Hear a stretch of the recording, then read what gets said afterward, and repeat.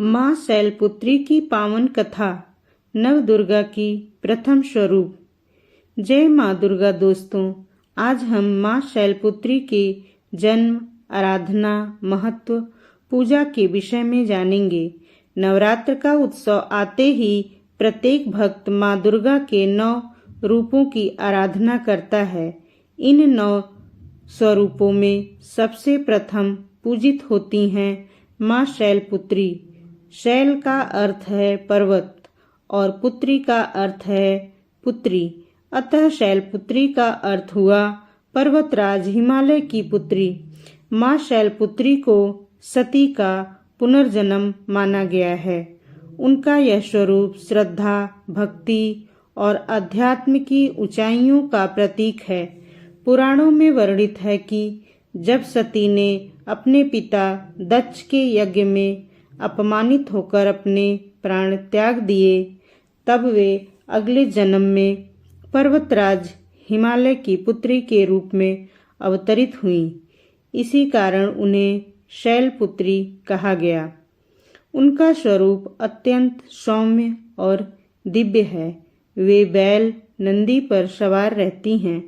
दाहिने हाथ में त्रिशूल और बाएं हाथ में कमल का पुष्प धारण करती हैं। उनके मस्तक पर अर्धचंद्र सुशोभित रहता है। दक्ष प्रजापति भगवान ब्रह्मा के मानस पुत्र और सृष्टि के रचनाकारों में से एक थे।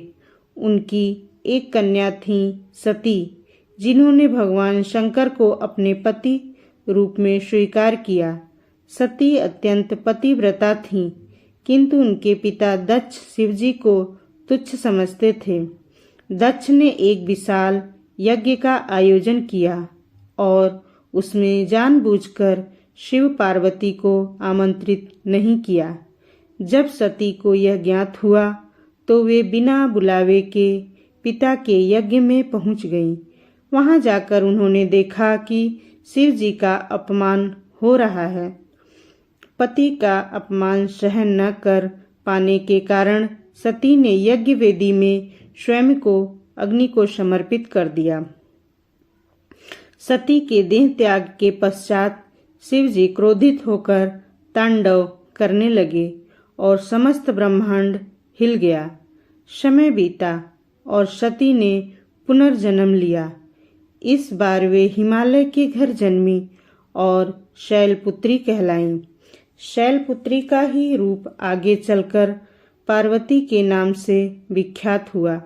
पार्वती ने कठोर तपस्या कर भगवान शिव को पुनः पति रूप में प्राप्त किया।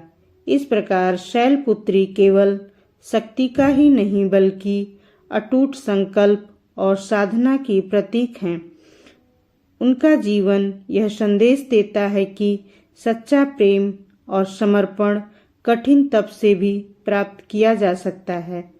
नवरात्रि के पहले दिन माँ शैलपुत्री की पूजा का विधान है। वे मंगलमयी प्रारंभ की अधिष्ठात्री देवी हैं।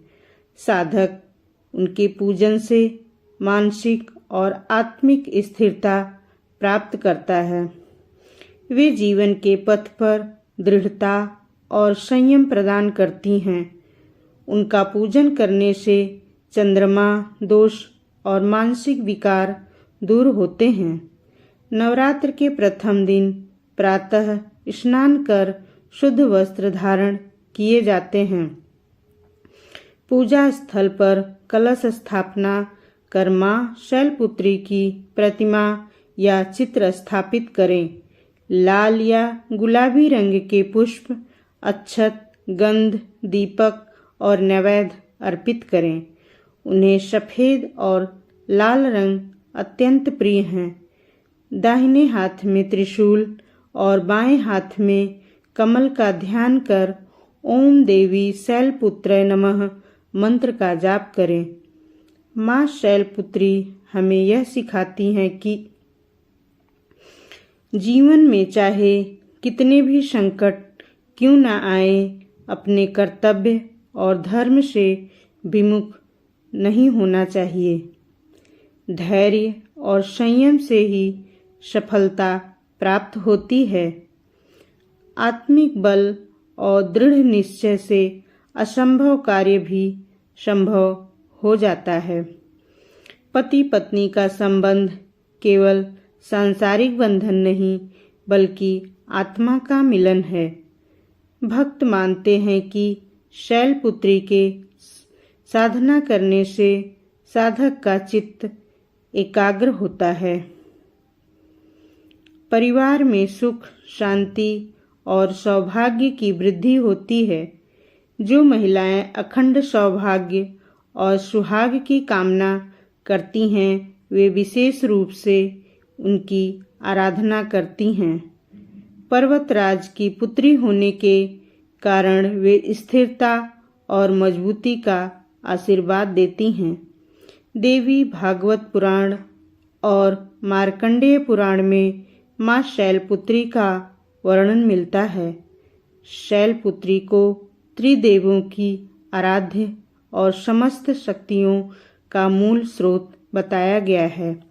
वे आदिशक्ति के प्रथम स्वरूप मानी जाती हैं, जिनसे अन्य रूपों की उत्पत्ति होती है।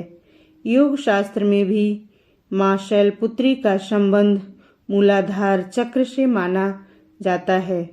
साधक जब नवरात्रि में शैलपुत्री की उपासना करता है तो उसका मूलाधार चक्र जागृत होता है।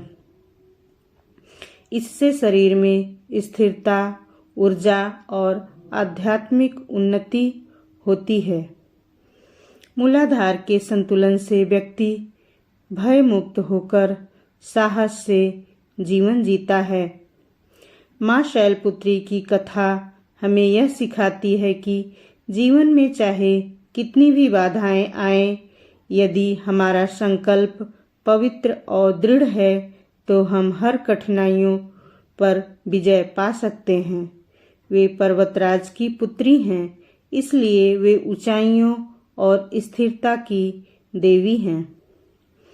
नवरात्रि का प्रथम दिन उनकी आराधना के लिए समर्पित है और इसी दिन भक्तगण अपने जीवन के हर नए कार्य का शुभारंभ करते हैं।